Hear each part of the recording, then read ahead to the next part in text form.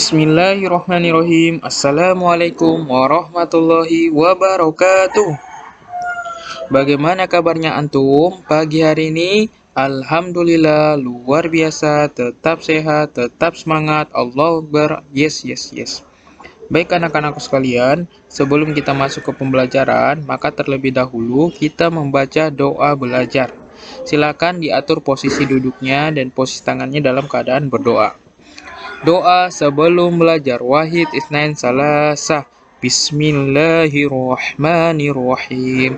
Rabbi zidni ilma warzuqni fahma. Rabbi srohli sodri wa yassirli amri wahlul uqdatam min lisani yafqahu qawli. Raditu billahi rabba wa bil islami dina wa bi Muhammadin sallallahu alaihi wasallam nabiyyan wa rasula.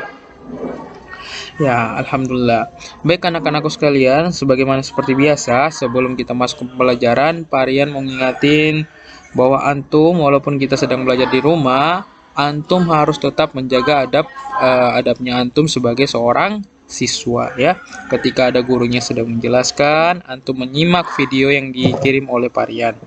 Baik anak-anakku sekalian, kita hari ini kita akan belajar tema 8, daerah tempat tinggalku. Subtema 3, pembelajaran 3 dan 4 ya. Nah, di pembelajaran kali ini kita akan membahas tentang mengelompokkan tokoh dalam teks fiksi. Kemarin Pak Rian sudah singgung bahwa tokoh dalam teks fiksi itu ada yang bertindak sebagai tokoh protagonis atau tokoh baik, dan ada yang bertindak sebagai tokoh antagonis atau jahat. Nah, selain itu, selain dua tokoh tadi yang Pak Rian sebutkan, ada yang namanya tokoh tambahan. Nah, tokoh tambahan ini apa fungsinya? Jadi yang pertama, tokoh tambahan ini hanya sesekali muncul di dalam cerita. Nah, yang kedua, tokoh tambahan tidak mengubah alur cerita dan hanya menjadi pendukung dalam cerita. Jadi, tokoh tambahan ini hanya ikut meramaikan saja cerita tersebut atau ingin ikut membuat cerita tersebut lebih menarik. Yang ketiga, kemunculannya pun lebih jarang dibandingkan tokoh protagonis dan tokoh antagonis. Karena dia sifatnya tokoh tambahan, maka kemunculannya dalam cerita tersebut pasti sangat jarang dibandingkan dengan tokoh utama, yaitu tokoh protagonis dan tokoh antagonis. Baik, kita lanjut ya. Nah, sekarang kita akan menjelaskan peran tokoh dalam teks fiksi. Ayo ingat kembali peran tokoh dalam suatu teks fiksi. Jadi yang seperti Pak Rian sebutkan tadi di awal, bahwa tokoh dalam cerita fiksi itu ada dua ya, tokoh utama dan tokoh pendukung. Nah, tokoh utama ini tadi Pak Rian sudah sebutkan, ada dua juga, tokoh protagonis, tokoh antagonis. Nah, sedangkan tokoh tambahan itu biasanya dia dinamakan dengan tokoh figuran ya, tambahan.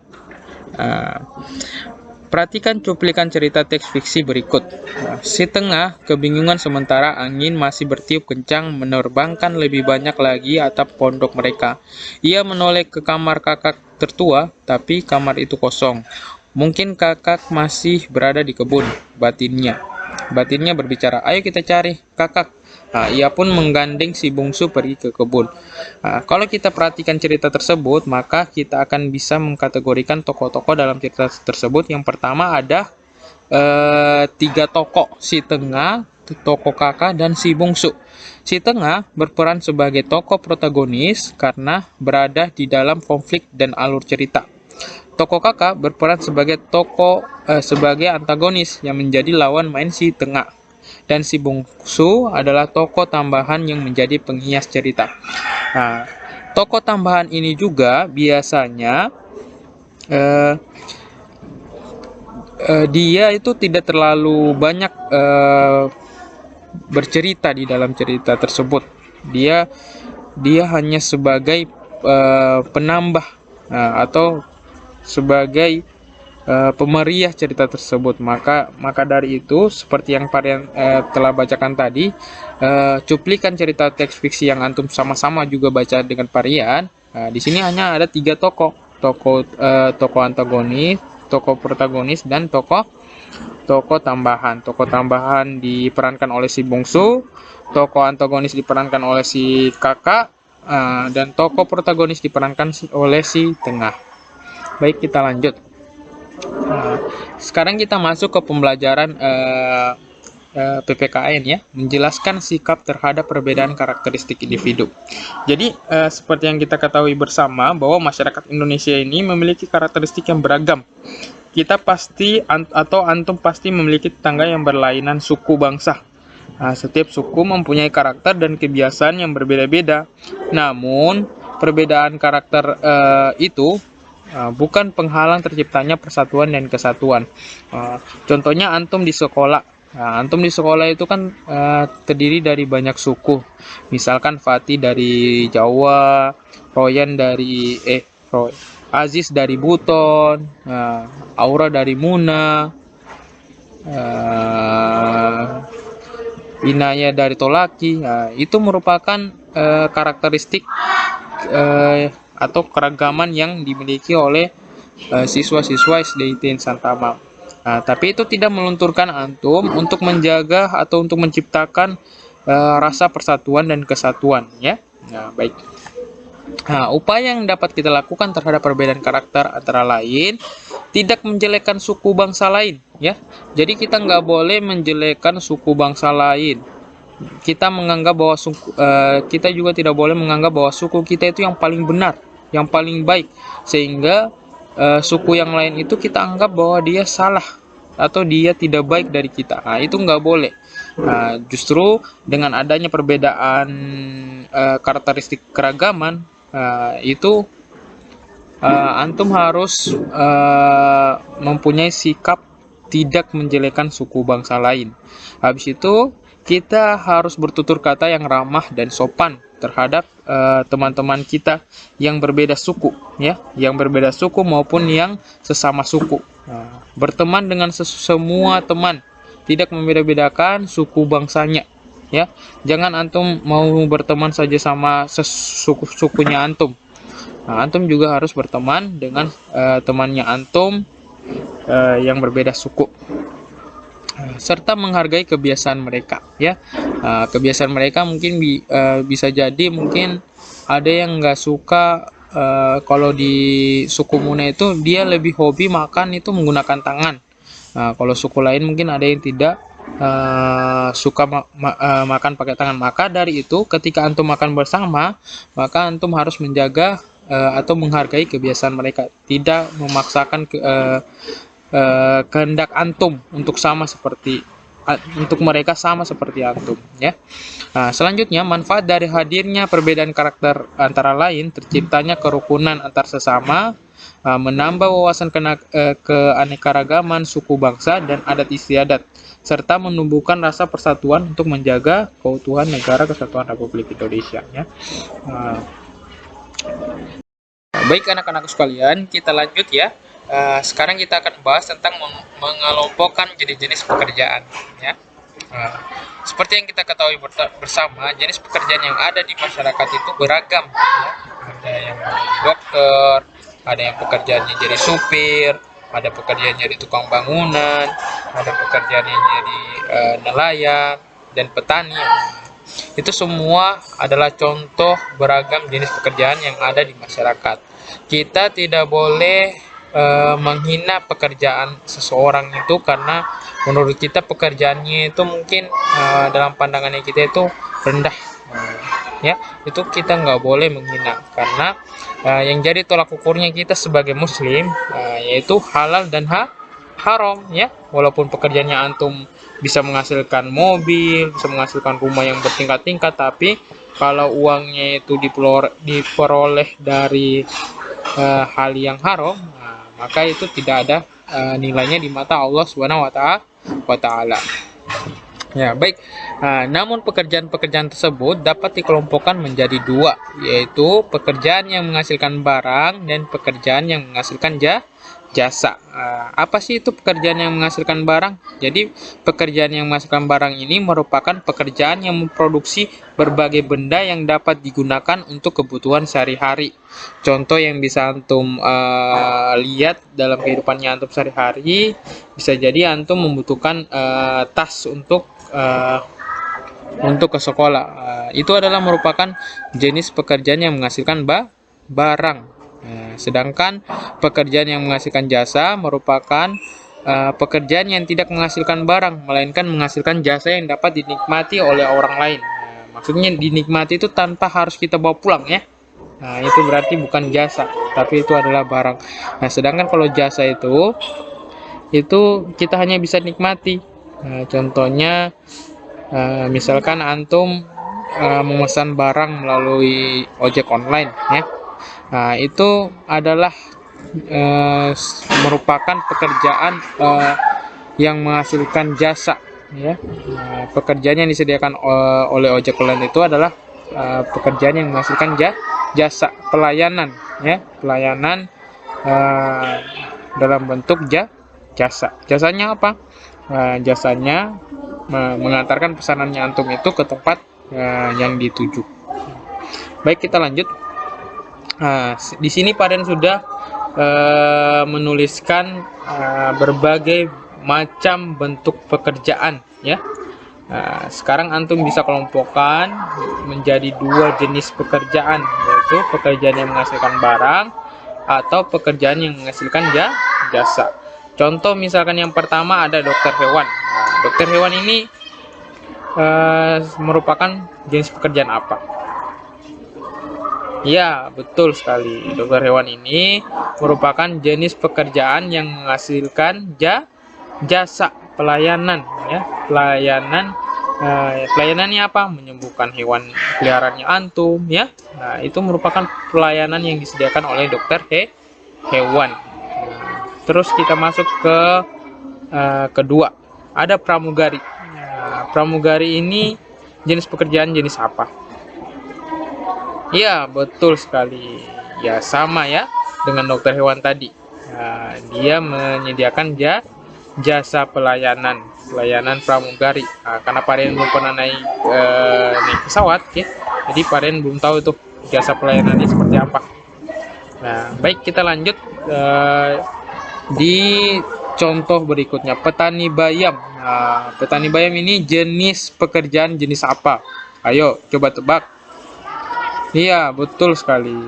Dia ini merupakan jenis pekerjaan yang menghasilkan barang. Barangnya apa? Barangnya bayam tadi, ya.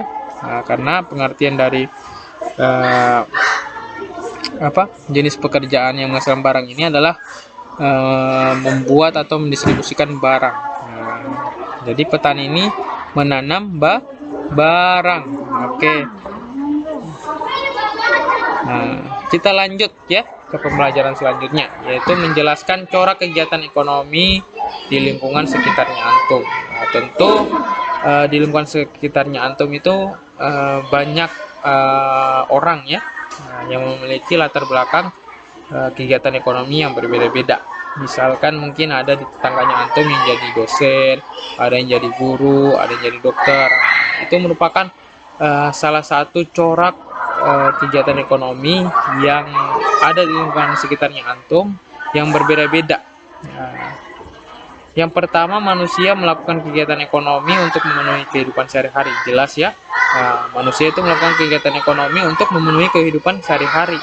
Kalau dia tanpa bekerja, kalau dia tidak memiliki pekerjaan, maka untuk memenuhi kehidupan sehari-hari akan susah. Kalau dia mau beli ini, nggak ada uang. Dia mau makan ini, dia nggak bisa menciptakan barang tersebut. Selanjutnya, setiap kegiatan ekonomi memunculkan beragam mata pencarian. Mata pencarian disesuaikan dengan corak kehidupan masyarakat sekitar. Misalkan dia tinggalnya di pegunungan, maka corak kehidupan masyarakat di sana pasti lebih dominan ke petani. Bisa jadi petani cengkeh, petani sayur, petani teh. Itu merupakan corak kehidupan masyarakat yang ada di perbukitan. Nah, beda halnya kalau lagi dia corak kehidupan masyarakat yang ada di pesisir, otomatis dia akan beda. Selanjutnya, masyarakat di sekitar tempat wisata memiliki corak kegiatan ekonomi, produksi, dan distribusi.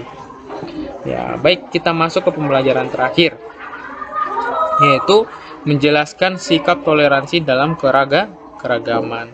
Nah, seperti yang antum ketahui bersama dan seperti yang apa Paren selalu sampaikan, bahwa toleransi di sini merupakan sikap saling menghargai antar sesama, namun tidak mengikuti budaya yang bertentangan dengan aturan Islam dan tidak mengikuti ibadah orang lain. Nah, contoh bertentangan dengan Islam itu kayak misalkan sekarang itu yang lagi viral-viralnya itu tentang Rarah, si pemilik si pawang hujan. Nah, itu merupakan kebudayaan yang bertentangan dengan Islam. Nah, dan kita tidak boleh mengikuti budaya tersebut, karena itu sudah bertentangan dengan Islam. Budaya yang mana saja yang kita boleh ikuti? Budaya yang tidak bertentangan dengan Islam. Selanjutnya, dengan toleransi, rasa kerukunan atau dapat tercipta kerukunan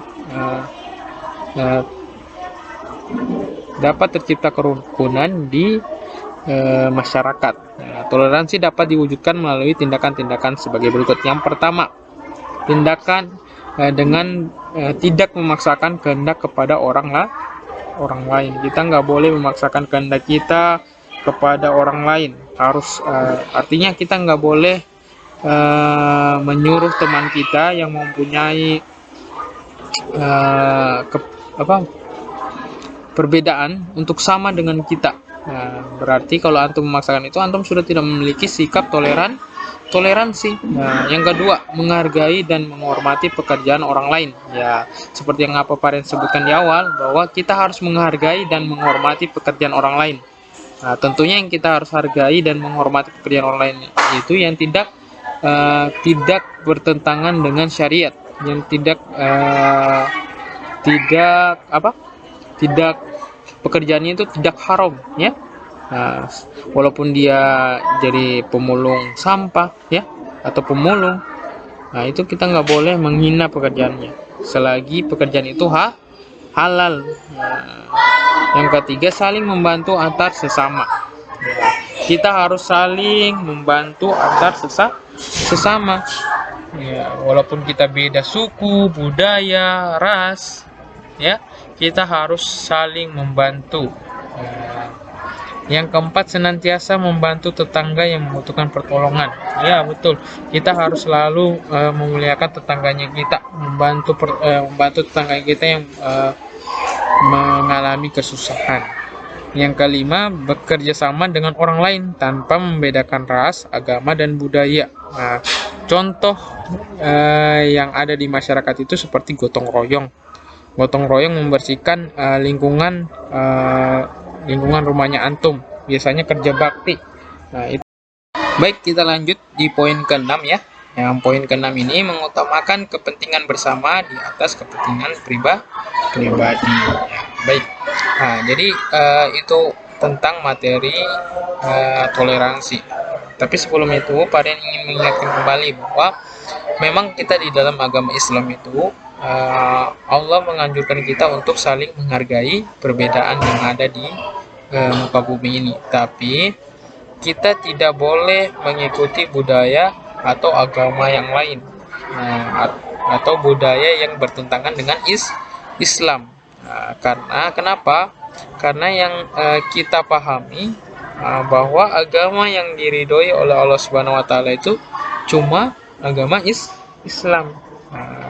Terus bagaimana kita menghargai perbedaan yang ada? Dengan cara tidak memaksakan mereka atau memaksakan agama lain untuk beribadah atau untuk menganut agamanya kita. Tapi kita mempunyai kewajiban untuk mendakwai mereka agar mau mengakui atau mau masuk di agama kita dengan sukarela, tanpa paksaan. Jadi itu tugas kita sebagai muslim. Jadi tugas kita sebagai muslim itu bukan mendakwai sesama muslim, tapi mendakwai orang yang atau orang kafir ya, yang belum masuk dalam syariat Allah Subhanahu wa taala. Ya, baik anak-anakku sekalian ya. Nah, sebelum Parian tutup, silakan antum buka bukunya antum halaman 141. Buku tema 8 141. Di situ ada cerita tentang nelayan dan ikan mas. Silakan antum baca ceritanya. Setelah itu antum menjawab pertanyaan yang ada di halaman 143 dan 144. Setelah itu nanti kalau antum sudah masuk sekolah, antum bisa kumpulkan pekerjaannya antum itu ke Parian. Ya. Baik. Sebelum Parian tutup, ada beberapa penyampaian yang akan Parian sampaikan ya. Yang pertama, walaupun antum sekarang sedang belajar di rumah, tapi kebiasaannya antum di sekolah itu jangan pernah ditinggalkan atau dilupakan. Seperti contoh sholat duha ya, itu antum harus tetap menjalankannya. Yang kedua, sholat 5 waktunya antum walaupun tidak ketemu Parian dan Bu Febi, antum harus ingat bahwa sholat 5 waktu itu adalah hukumnya wajib. Barang siapa yang tidak kerjakan maka dapat dosa. Yang keempat, di bulan ini di bulan Ramadan nanti tinggal 6 hari lagi nih kita menyambut bulan Ramadan. Maka dari itu manfaatkan kesempatannya antum ya. Manfaatkan kesempatannya antum yang telah diberikan oleh Allah Subhanahu wa taala dengan memanfaatkan bulan Ramadan ya. Bulan Ramadan dengan berbanyak beribadah. Ibadahnya seperti apa? Baca Quran ya, sholat 5 waktu, sholat sunnah ya, sholat tarawih, bantu umi di rumah. Karena di bulan Ramadan ini insya Allah akan dilipat gandakan pahala yang antum peroleh. Baik anak-anakku sekalian, sebelum Parian tutup, silakan atur posisi tangannya berdoa ya. Doa setelah melakukan perbuatan baik. Wahid isnain salasa. Bismillahirrahmanirrahim. Subhanakallahumma wa bihamdika asyhadu an la ilaha illa anta astaghfiruka wa atubu ilaik. Alhamdulillah. Baik anak-anakku sekalian, Parian cukupkan. Wabillahi taufiq wal hidayah. Wassalamualaikum warahmatullahi wabarakatuh. Dadah.